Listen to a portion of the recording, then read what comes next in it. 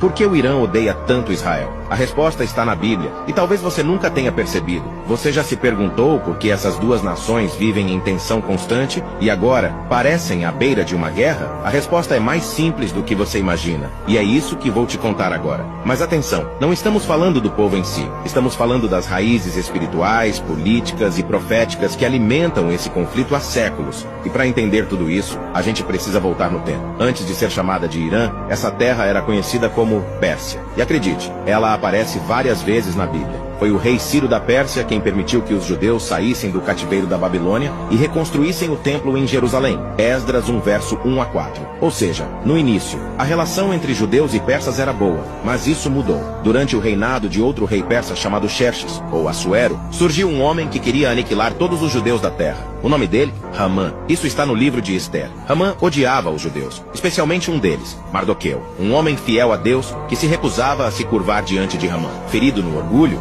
Hamã não quis atacar só Mardoqueu, mas tramou um plano para exterminar todo o seu povo. Mas o que Hamã não sabia é que Esther, a rainha, era judia, e com coragem e sabedoria, ela intercedeu diante do rei. Hamã foi desmascarado e acabou perdendo a vida na mesma forca que preparou para Mardoqueu. Essa história é celebrada até hoje no feriado judaico de Purim como um livramento de Deus, mas também marcou profundamente a memória do povo judeu e da tradição persa. Por séculos, a Pérsia foi um império poderoso, mas no século XX, tudo mudou. Em 1979, aconteceu a Revolução Islâmica. O Irã passou a ser governado por ayatolás, líderes religiosos xiitas, que enxergam o Estado de Israel como ilegítimo. Eles não reconhecem o direito de Israel existir e veem o país como uma afronta ao Islã, especialmente por estar na Terra Santa. O próprio líder supremo do Irã já declarou publicamente o desejo de eliminar Israel do mapa. São palavras deles, não invenção nossa. Mas por que tanto ódio? Alguns estudiosos dizem que esse ódio tem raízes políticas e religiosas. Outros enxergam algo mais profundo, espiritual, porque o mesmo espírito que agiu em Hamã é o mesmo que tenta se levantar até hoje para destruir o povo de Deus. Mas assim como no livro de Esther, Deus ainda guarda Israel. E o que a Bíblia diz sobre o futuro? No livro de Ezequiel 38, a Pérsia é mencionada como uma das nações que se levantarão contra Israel nos últimos dias,